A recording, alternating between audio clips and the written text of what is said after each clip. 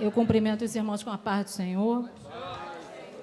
Quero pedir aos irmãos que abram as suas Bíblias no livro de Apocalipse, no capítulo 2, os versículos 9 e 10. Amém? Então, livro de Apocalipse, capítulo 2, e os versículos de 9 e 10. Diz assim a palavra de Deus: Eu sei as tuas obras, e tribulação, e pobreza, mas tu és rico, e a blasfêmia dos que se dizem judeus e não o são, mas são a sinagoga de Satanás. Nada temas das coisas que hás de padecer. Eis que o diabo lançará alguns de vós na prisão, para que sejais tentados, e tereis uma tribulação de 10 dias. Sê fiel até a morte, e dar-te-ei a coroa da vida. Os irmãos podem se sentar. Eu quero começar agradecendo a Deus por essa oportunidade de estar aqui para compartilharmos da palavra do Senhor. Agradecer a liderança da CIB, sede, missionária Chayane, missionária Josiane, pastora Miriam, pastor Rildo, pela confiança de ceder o púlpito, para que a gente possa estar aqui como vaso, entregando a palavra do Senhor. Irmãos, a minha missionária Josiane me passou o tema, e é o tema da CIB, que fala de mulheres fiéis. E aí me deu esse versículo, Apocalipse 2, essa parte C. Ser fiel até a morte, e dar-te-ei a coroa da vida. E quando a gente vê o Apocalipse, ou vai ler o Apocalipse, a gente sabe que o Apocalipse é o livro que fala do final dos tempos. Até porque essa palavra Apocalipse, ela transcendeu a Bíblia, e hoje tudo que acontece de mal no mundo é um apocalipse, é apocalíptico. Isso virou um adjetivo para qualificar o fim dos tempos. Mas o primeiro a usar essa palavra do grego foi o apóstolo João. E aí, para a gente falar um pouquinho do apóstolo João, que é o autor desse texto, João foi um servo fiel. João era o discípulo amado do Mestre. Ele era aquele discípulo que até no pé da cruz, na hora de Jesus dar o último brado, ele foi o único que ficou ali. Foi para ele que Jesus falou assim: mulher, eis aí o teu filho. Filho, eis aí a tua mãe. Ele foi até o final. João, ele foi pastor da igreja de Éfeso, foi pastor da igreja de Esmirna, para quem ele manda, uma dessas 7 cartas. Este capítulo fala de cartas que receberam mensagens especiais de Deus para o tempo do fim. E ali Deus relatava vários tipos de igreja. Esmirna, o alvo dessa carta, era a igreja mais sofredora. Era uma igreja que ficava num lugar rico, num lugar que tinha altares destinados a deuses importantes para a cultura grega. Mas eles ficaram ali fiéis à palavra de Deus, não perderam a referência. E lá estava João. Num determinado período da história, o imperador romano, Diocleciano, fez uma perseguição aos cristãos e pegou o apóstolo João, e dizem os historiadores apócrifos que João foi jogado foi fervido em óleo quente, mas ele não se queimou. E depois João foi dado para ele: beba veneno. E ele invocou o que o Senhor falou: e beberão veneno, e não lhes fará mal. E João não morreu. E aquele imperador falou assim: ah, é? Você é filho de um Deus. Então, você vai para Pátimos. Eu vou te exilar naquela ilha de Pátimos. Uma ilha vulcânica, no meio do mar Mediterrâneo, sem nada, para onde eram mandados todos os bandidos. E João ficou lá, naquela ilha, cheio de bandidos. Um apóstolo do amor estava lá. Foi o único apóstolo que não foi martirizado para morrer. Depois que Diocleciano morreu, mandaram tirar João de Pátimos, volta para Éfeso, e ele morreu com fartura de dias, porque até a morte dos fiéis o Senhor cuida.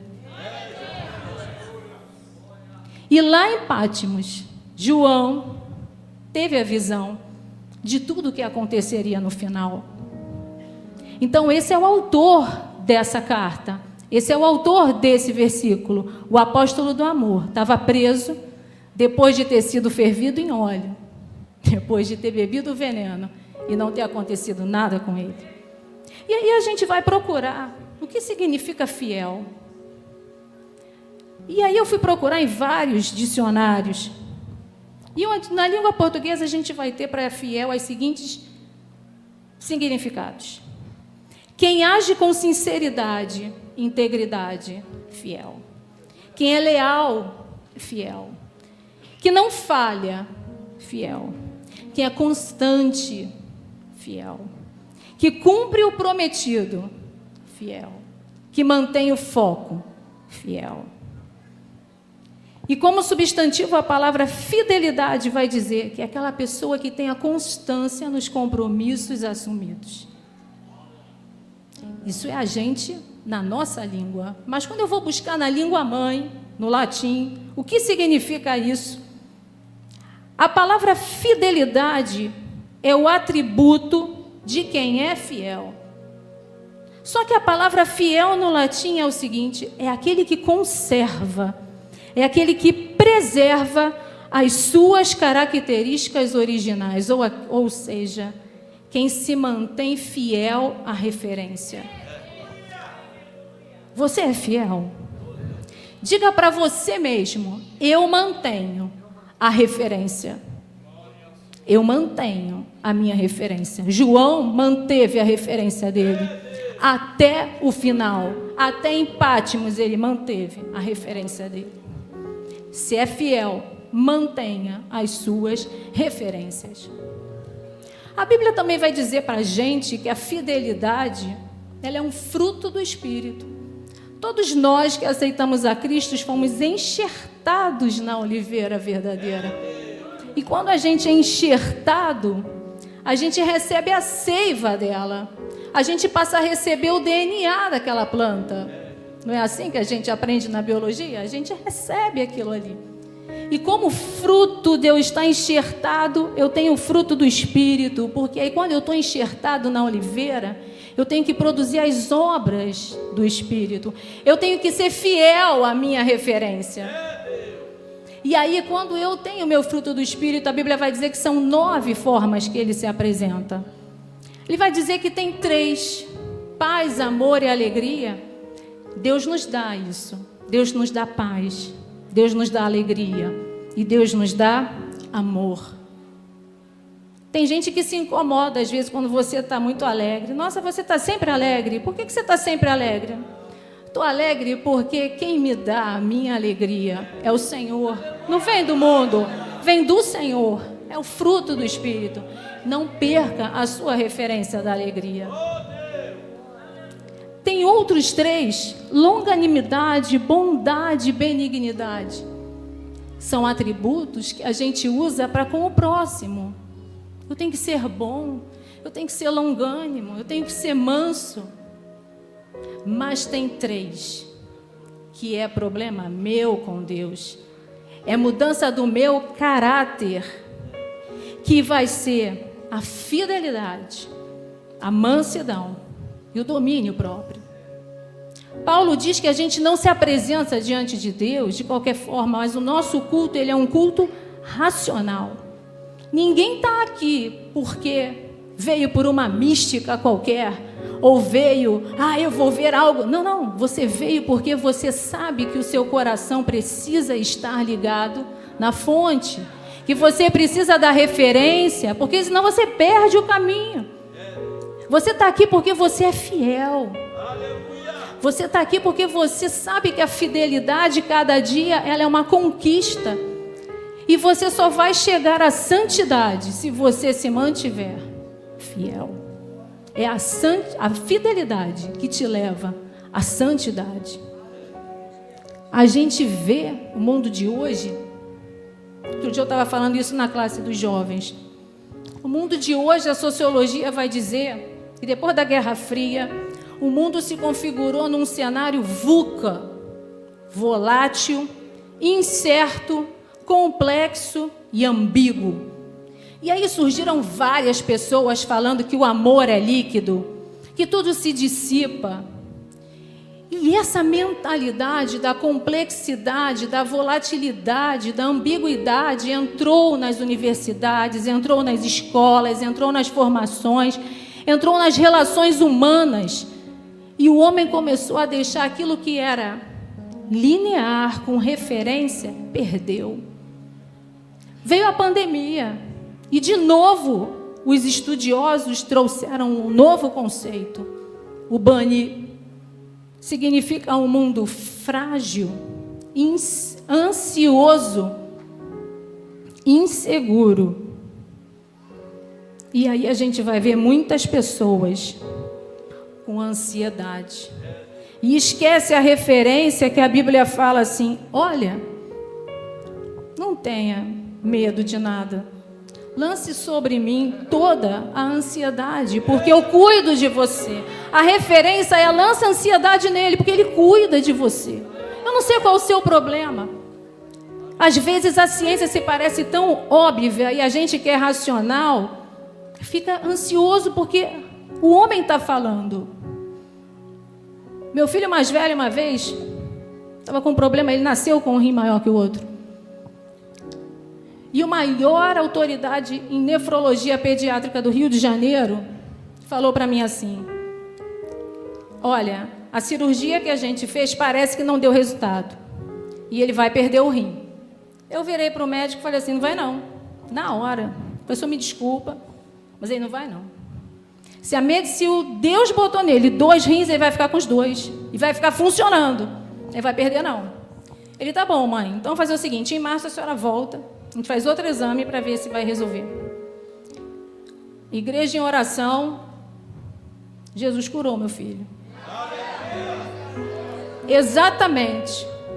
15 anos depois, num processo seletivo importante para a vida dele, a gente foi parar de novo numa autoridade nefrológica. Fizemos uma cintilografia. E aí, aquele médico que foi aluno daquele doutor que operou meu filho, e ele olhou e falou assim: mãe, a única prova que tem que ele foi operado do rim é a cicatriz, porque dentro do rim não tem marca nenhuma. Quem faz isso? O dono da referência. Ele promete, ele cuida de nós. Se eu ficasse ansiosa, talvez ele perdesse o rim, mas ele diz: lança a ansiedade para mim que eu cuido. Mas você só consegue fazer isso se você for fiel. Se você confia na referência daquela pessoa. E aí eu quero ir com você para Mateus 25. Mateus 25, 13.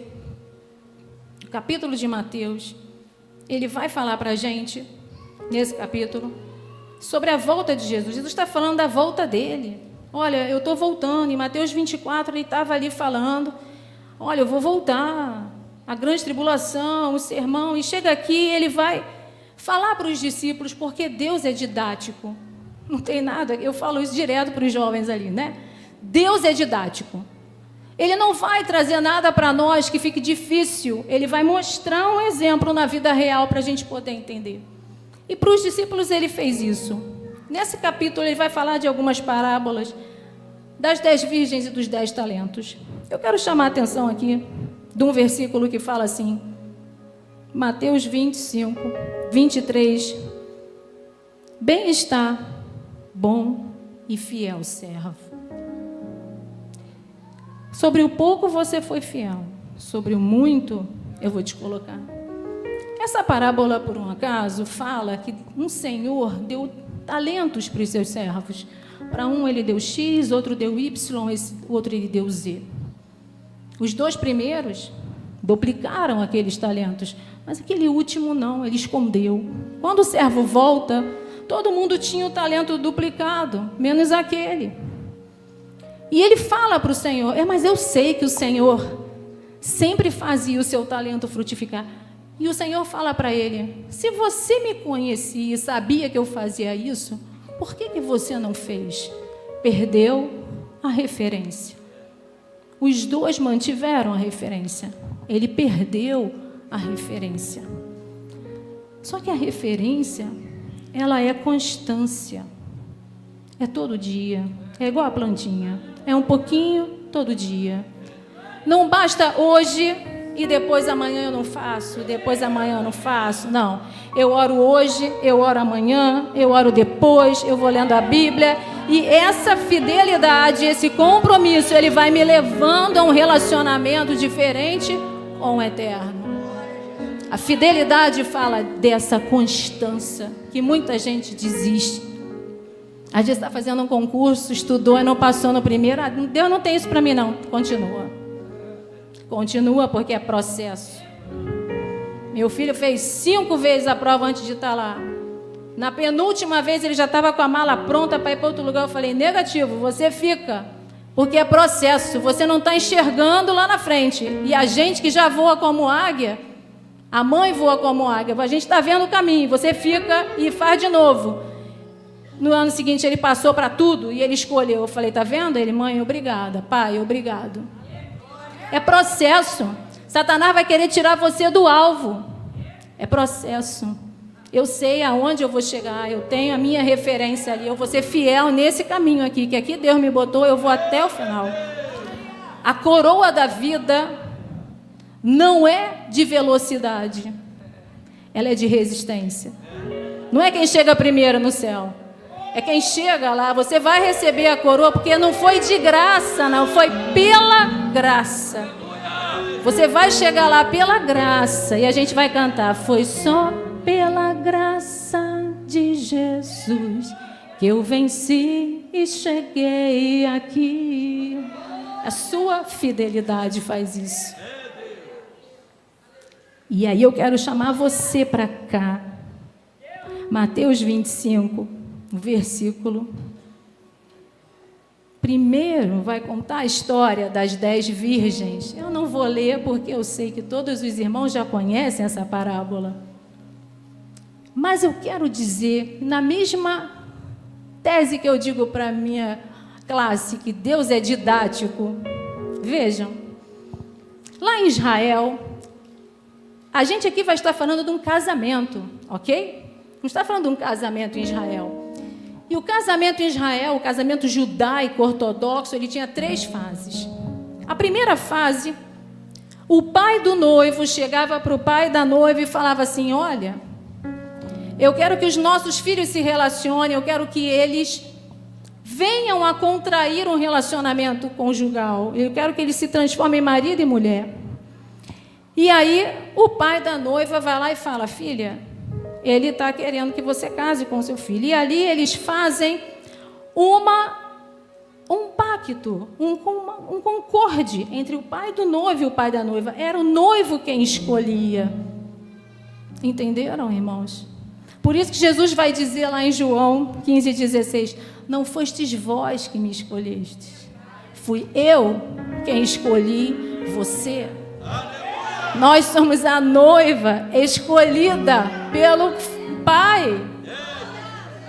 Não fui eu quem te escolheu, você que me escolheu, fui eu quem escolhi você. Você só está aqui porque você foi escolhido por Deus. Na segunda parte do noivado, tá bom, vamos fazer o compromisso. Na segunda parte, volta o pai do noivo com o noivo, tá o pai da noiva e a noiva. Agora a gente vai fazer o noivado.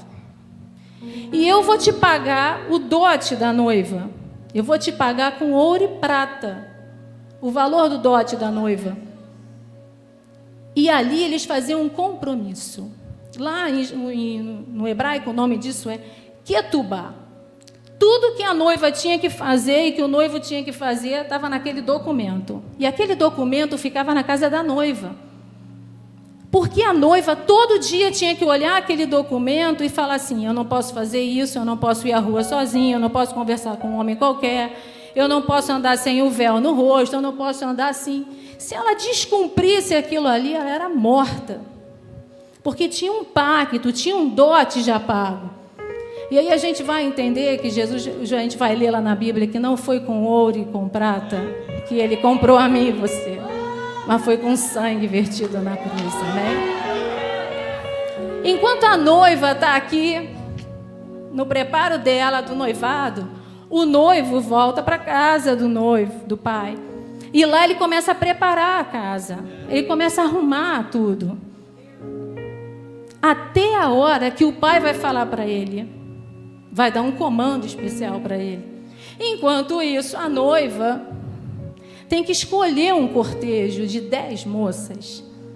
Mas essas 10 moças tinham que ser moças atentas, moças vigilantes, moças comprometidas com a noiva, moças fiéis, e que tinham que cuidar da noiva para que ela não ficasse desapercebida. Ela não pode ficar, porque ela não sabe que horas que o noivo vem, se ele vai vir de manhã, se ele vai vir de tarde, se ele vai vir de noite. A missão das virgens era não deixar a noiva ficar desatenta. E a noiva todo dia, cabia a ela fazer o seu vestido de noiva de linho branco. E todo dia ela tinha que vestir aquele vestido e se arrumar. Está intacto? Tá? Engordei, emagreço, aperta, solta. Todo dia ela tinha que vestir aquele vestido branco de linho, com a ajuda das suas damas de cortesia ali, né? Do cortejo. E essas damas, elas tinham na sua mão uma lamparina de barro. Essa lamparina, ela tinha um pavio de linho puro. E essa lamparina, ela era acesa com azeite puro. E ela ficava acesa de 3 a 4 horas no máximo. Se ela se apagasse, tinha que pegar aquela lamparina, lavar com água, colocar de novo azeite puro e acender.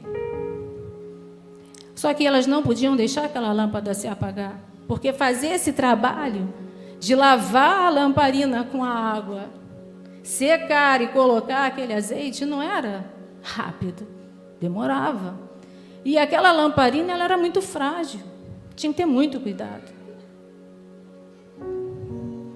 Então chega a hora que o pai do noivo fala: olha, vai lá buscar minha noiva, vai lá, busca a tua noiva para vir para a festa. Chegou a hora, vai lá. E a gente vai ver que a palavra de Deus vai falar que 5 daquelas acordaram, desapercebidas, e a lâmpada estava apagada. E quem estava com a sua lâmpada guardada, acesa, com azeite, não vou te dar o meu, vai lá e compra. Elas não perderam a referência. As 5 virgens mantiveram as suas lâmpadas acesas, cuidaram de hora em hora para que o azeite não se acabasse. Ficaram atentas àquilo ali, por quê? Porque elas eram fiéis. Elas estavam com foco. O noivo vai chegar e a gente vai para a festa com ela. E quem perdeu, perdeu. E quem ficou, ficou. Essa mesma história, irmãos, ela se repete conosco todos os dias. Nós somos essas lamparinas. Nós temos que estar atento com a nossa vida, porque toda hora Satanás vai tentar chegar para tirar você do foco. Toda hora vai ser algum problema, vai ser algum levante que vai chegar para tirar você do foco. Ele vai estudar qual é o seu ponto fraco, e é ali que ele vai te atacar. Mas você tem que estar com azeite puro. Você tem que estar ligada para que a sua lâmpada fique acesa. Para você não deixar a noiva ficar despercebida. Para que você não deixe de subir. Porque lá em cima, só o servo fiel e bom vai entrar. Lá em cima, só quem tem cuidado da roupa branca da noiva vai entrar. E lá em cima não vai ser de qualquer jeito. Então, ser fiel até a morte é isso. Eu não vou negociar valor com o mundo. Eu não vou negociar minha fé com o mundo. Eu não vou trocar 1 minuto na casa do Senhor por 10 horas de alegria lá fora. Eu não vou negociar um salário muito bom em troca da minha fé.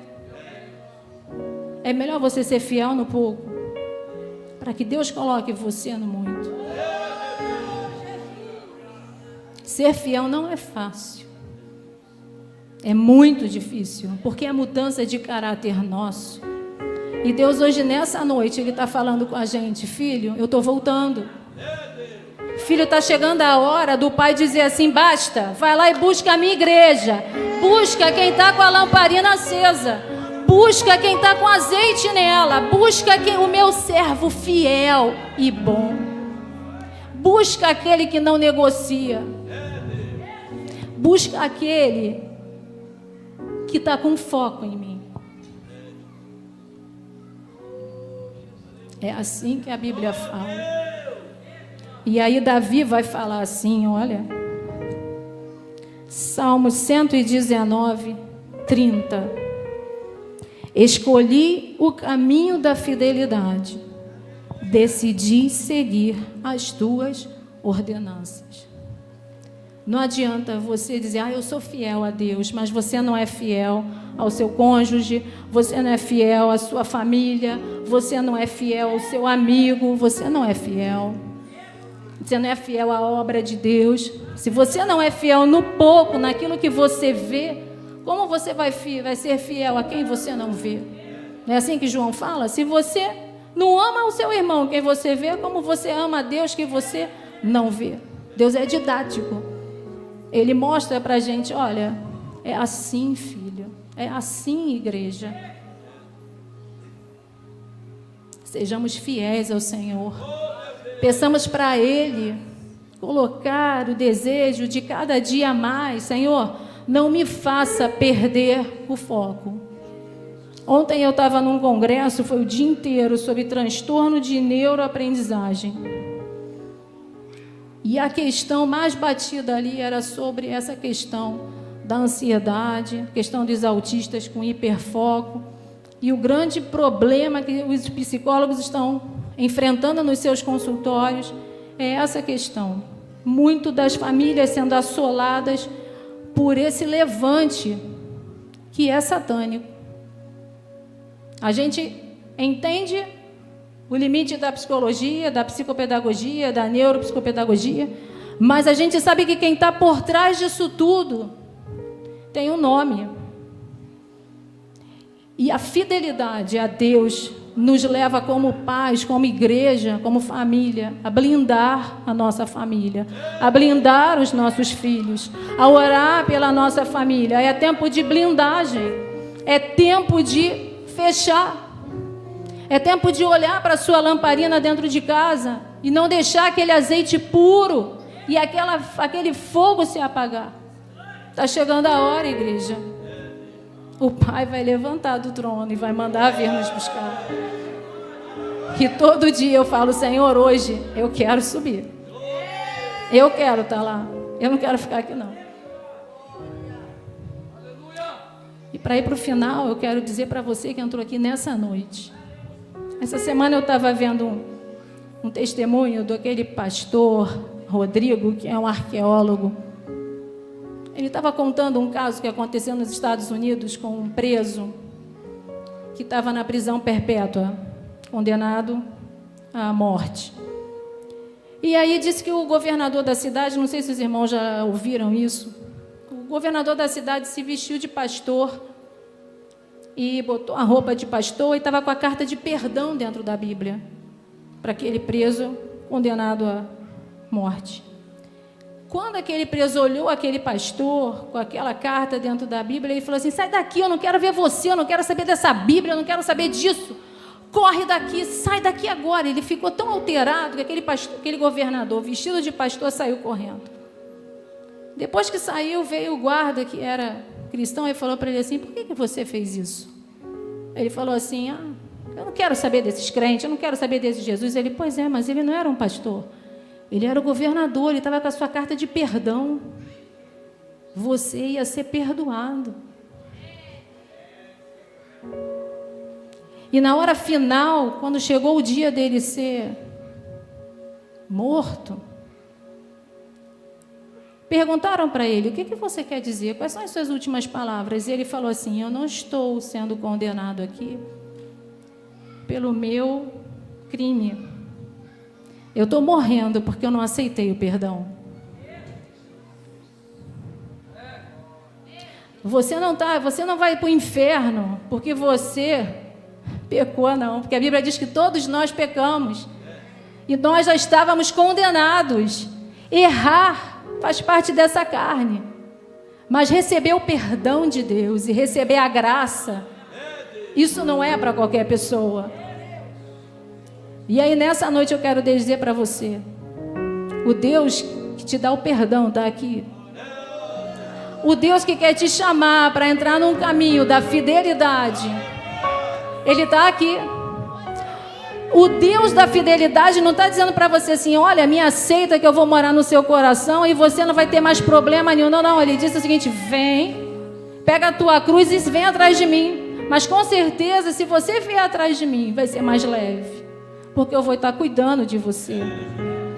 João, quando escreveu essa carta para a igreja de Esmirna, lá no comecinho dela, ele assim, eu conheço as tuas obras. Eu sei que você é pobre, mas você é rico, porque você tem a minha presença, porque você não negociou meus valores. O nosso Deus nos conhece.